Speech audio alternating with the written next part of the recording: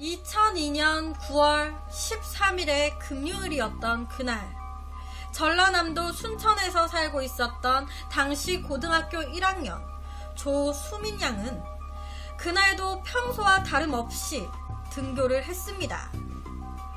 하지만 그렇게 학교로 갔던 수민 양은 학교가 끝난 후에 집으로 돌아오지 않았어요. 10년 하고도 더 지난 현재까지도 이 조수민 양의 흔적은 발견되지 않고 있습니다. 이남 1녀 중에 장녀로 누구보다 성실하고 유난히 책 읽는 것은 물론 글 쓰는 것도 굉장히 좋아했었다는 수민 양. 학교에서 굉장히 공부를 잘하고요. 모범생이었대요. 보시면 다 우수해요. 지금까지 친구 집에서 단 한 번도 자본 적이 없었고 늦게 들어온 적도 없었다고 하는데, 사건 당일이었던 밤 10시쯤에 야간 자율학습을 하고 있어야 할 그 시간에 같은 반 수민 양의 친구가 이 수민 양의 어머니에게 전화를 걸어왔었다고 합니다. 안녕하세요. 저 수민이 친구인데요. 혹시 수민이 있어요? 라고 하면서 수민 양을 찾았다고 해요. 그러니까 이 수민 양은요, 그날 학교 야간 자율학습을 하지 않았다라는 거죠. 그래서 이때 이제 수민 양의 어머니가 바로 애가 어디 간 거지 싶어서 바로 수민 양에게 전화를 했었다고 해요. 그런데 이때 수민 양의 핸드폰은 통화 중이었다고 합니다. 그래서 어머니가 좀 기다렸다가 다시 한번 딸의 핸드폰으로 전화를 걸었는데 그때부터 수민 양과의 통화는 연결되지 않았다고 해요. 조수민 양은 현재 30대가 넘으셨을 거고요. 실종된 날은 2002년 9월 13일 고등학생의 나이였습니다. 마른 체형에 단발머리 그리고 안경을 착용하고 있었다고 하는데요. 실종 당일날 이 수민 양은 처음으로 학교 야간 자율학습을 하지 않았습니다. 그렇다면 사건의 그날 수민 양은 왜 학교 야간 자율학습을 하지 않았던 걸까? 이때 당시에 담임 선생님께서는요, 그날에 대해서 수민이가 그날 아프다고 먼저 조퇴하고 가고 싶다고 얘기를 해가지고 저는 그냥 보내준 기억밖에 없는데 라고 얘기를 했습니다. 수민 양은요, 당시 학교 문제 전혀 없었다고 해요. 친구들과의 사이도 굉장히 좋았다고 합니다. 아무런 단서도 없이 아프다고 학교를 나갔다는 수민 양. 수민 양과 마지막으로 통화를 했던 친구는요, 아니 그날이 수민이가 학교 야간 자율학습에 빠진 날이었어요. 땡땡이를 친 날이었는데 수민이가 그 전까지 한 번도 이 자율학습에 빠진 적이 없었는데 다른 수민이 친구들이 하루는 빠져도 된다고 우리 시내에 놀러 나가자고 하도 수민이를 꼬셔가지고 수민이가 그때 싫다고 그냥 자율학습 한다고 했었는데 다른 친구들이 엄청 꼬셔가지고 그래서 그날 그 친구들이랑 같이 나갔던 거였어요 라고 얘기를 했습니다. 친구들과 난생 처음으로 순천 시내에서 놀았다는 수민 양. 그러다가 학교의 야간 자율학습이 끝날 때쯤에 약 저녁 한 9시 반에서 40분쯤에 이제 그 시간에 맞춰가지고 친구들과 헤어졌고 그 후에 수민 양은 학교로 향하면서 이 마지막 통화했다는 그 친구와 통화를 했었다고 해요. 그런데 이때요, 이 수민 양이 자기 위치를 정확하게 알려주진 않았고 그냥 그 마지막 통화했던 친구한테 나 좀 있으면 학교 도착하거든? 나 거의 다 왔어. 그러니까 조금만 기다리고 있어 라고만 얘기를 했었다고 해요. 나 학교 거의 다 왔거든? 좀만 기다려. 밤 10시경 친구들과 헤어진 후에 혼자 다시 학교로 돌아오고 있었다는 수민 양. 어찌된 일인지 그 마지막 통화 이후에 증발하듯이 수민 양은 사라졌습니다. 친구들은요, 평소 이 수민 양의 행동을 봤을 때 절대 스스로 가출할 이제 친구는 아니다 라고 다 하나같이 얘기를 했어요. 분명히 그날 무슨 일이 생긴 거라고. 누군가에게 이 수민 양이 납치가 됐던 걸까요? 실제로 학교로 돌아오고 있었다는 이 수민 양이 걸었을 이 학교 길목, 옆에가 학교 길목이에요. 지금 보시면 9시에서 10시경 학교 길목이 굉장히 어둡습니다. 많이 외져 있어요. 그러니까 충분히 범죄가 일어날 가능성이 있는 거예요. 아니면 학교로 돌아오고 있던 중에 이 수민 양이 뺑소니 사고를 당했고, 이에 뺑소니 범이 숨기려고 이제 쓰러져 있는 수민 양을 차에 싣고 어떻게 했을 수도 있는 거죠. 어찌됐든 사람이 많이 오가지 않는 되게 외진 골목이었다라는 건 맞는 거예요. 순천 경찰서에서는요, 의문투성이인 이 수민 양의 실종 사건에 대해서 이 수민 양이 소지하고 있었던 휴대전화랑 그리고 통화 내역, 그리고 최종 기지국 위치에 대해서 수사를 실시했는데, 실종 후에 10년하고도 더 지난 지금까지도 어떠한 흔적도 어떠한 단서도 발견되고 있지 않은 상황입니다. 사건 당일날 이 수민 양의 핸드폰 위치 추적 결과 저녁 10시 10분경에 친구와의 이제 마지막 통화 이후에요.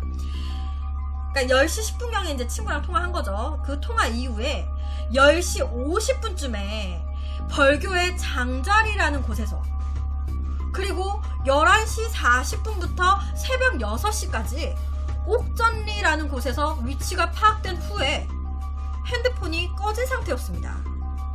여러분, 지금 제가 언급한 이곳들이요, 차가 있어야 이동이 가능한 곳들이에요. 걸어서는 절대 못 갑니다. 밤 10시경에 학교도 아닌 집도 아닌 정반대 방향에 있는 이 벌교 장자리에는 수민 양이 왜 왔을까요? 그 늦은 시간에. 친구한테는 나 학교 거의 다 왔어, 좀만 기다려 라고 얘기했던 수민 양이 갑자기 뜬금없이 그 늦은 저녁에 이 벌교 장자리 옥전리에는 왜 왔을까? 실종 당일날 이 수민 양의 핸드폰 위치 추적 결과 벌교 장자리에서 옥전리까지 걸린 이동 시간은 대략 10km로 시간으로 치면 50분 정도였습니다. 장자리라는 곳은요, 말 그대로 리예요. 시골입니다. 아래 보시면 암흑이에요. 밤 9시, 10시 아무것도 없습니다. 암흑인 이곳에서 늦은 밤 혼자 걸어서 이동하기에는 무리인데, 어떻게 수민 양은 장자리 이곳에서 다시 50분 걸리는 옥전리까지 이동을 했던 걸까? 어떻게? 이렇게 어두운데 걸어서 이동을 못했을 거 아니에요, 여고생이. 밤 10시 10분 순천, 그리고 밤 10시 50분 벌교 장자리, 그리고 밤 11시 40분부터 새벽 6시까지 이 옥전리에서 마지막 위치가 발견됐습니다. 걸어서는 1시간 30분 만에 순천에서 이 옥전리까지 못 가요. 절대 갈 수가 없어요. 그렇다면 그 야심한 밤에 수민 양한테는 무슨 일이 있었던 걸까? 순천에서 벌교까지 오는 버스는요, 단 한 대입니다. 단 한 대.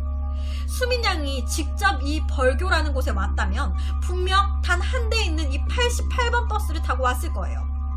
그리고는 이 벌교의 이제 종점에서 딱 내렸다는 건데, 확인 결과 밤 10시 10분경 그 시각 벌교로 운행하고 있었던 운행버스는 없었습니다.